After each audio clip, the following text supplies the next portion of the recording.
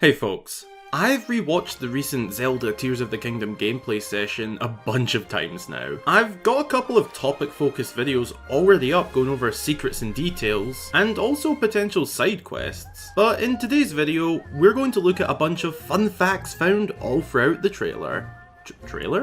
gameplay session, with no limits or special focus on any particular point. I want to fit in as many as I can. So with this quick intro pretty much done, let's do this. Be sure to go and grab yourself a snack or drink and send them in to get featured right here. And also be sure to drop a like and subscribe if you haven't already. It really helps the channel out. And let's get into this one.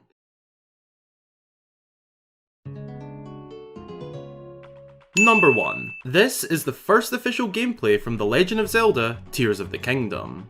At the very beginning of this session, we can actually get our first look at the new Zonai constructs. We get a much clearer and in-depth look up in the Skylands, but this is actually our first look. I am curious as to how they got to the ground, and how them being down here will play out.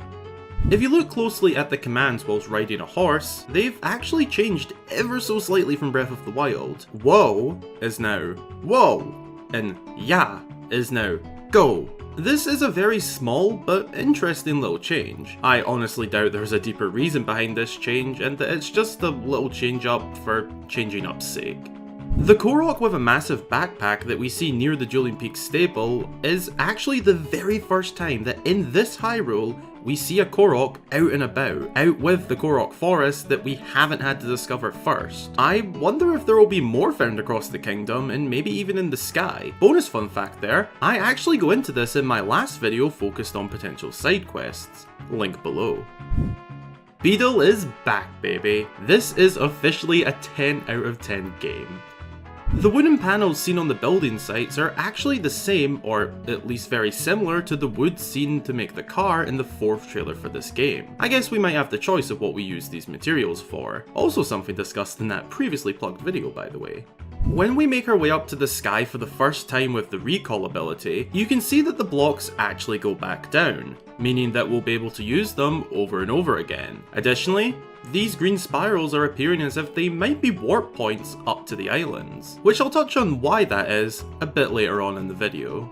This game has some emphasis on dragons, much like Skyward Sword it would seem. We see a lot of designs based on dragons, and also a lot of actual dragons in the game. I am very curious as to what's going on with all the dragons. I mean, the game logo literally shows 2, and Zelda logos usually hint at a big part of the game. What is going on?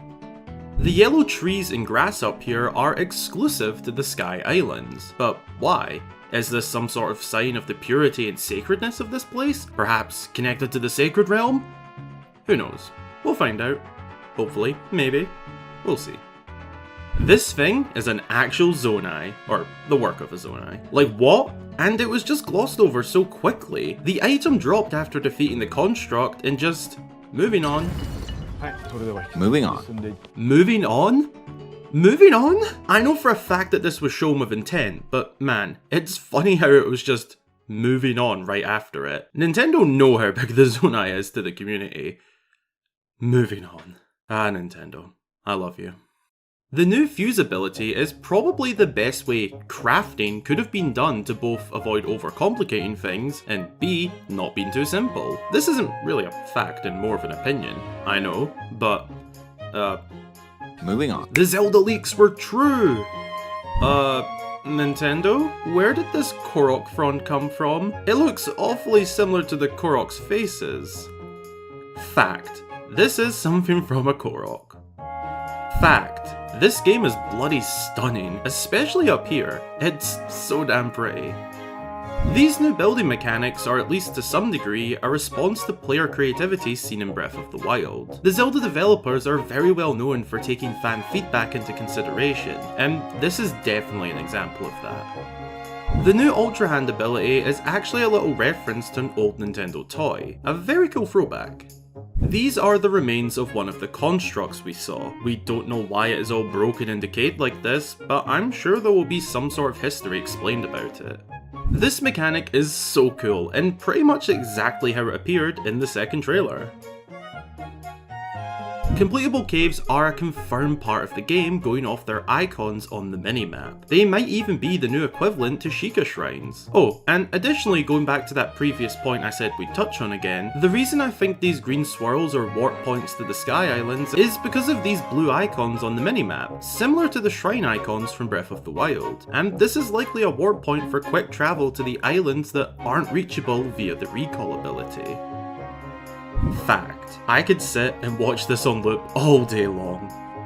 This game shares some music from Breath of the Wild, or at least parts of it. It may be slightly altered, but what we heard is the same. The cold theme up here and the riding theme down here are the same from Breath of the Wild. This is pretty common with Zelda games, so don't worry, there will be a lot of new music as well.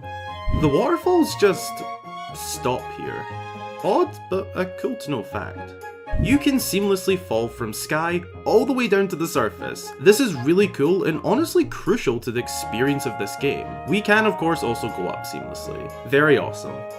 Similar fun fact, the draw distance is also a lot better than in Breath of the Wild. I kind of expected this as Breath of the Wild was originally made for the Wii U, but Tears of the Kingdom has been made for the Switch from the beginning, a significant upgrade from the Wii U.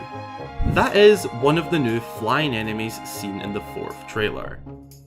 Fact: this Link is gorgeous. What a stunning lad. And our final fun fact: the gameplay ends here. Did you enjoy that?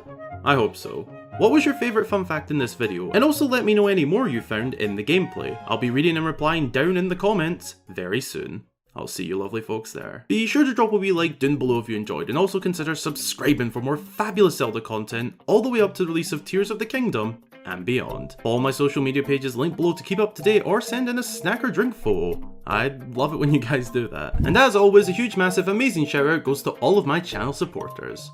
Thanks a ton. Your support really helps me to make these videos week in, week out, all month long, 365 days a year. If you'd like to join them and get yourself a shout upon joining and your name in every video, then consider supporting via the links below. Thanks for watching. I hope you all have an amazing day or night, and until the next time, I've been Hyrule Gamer.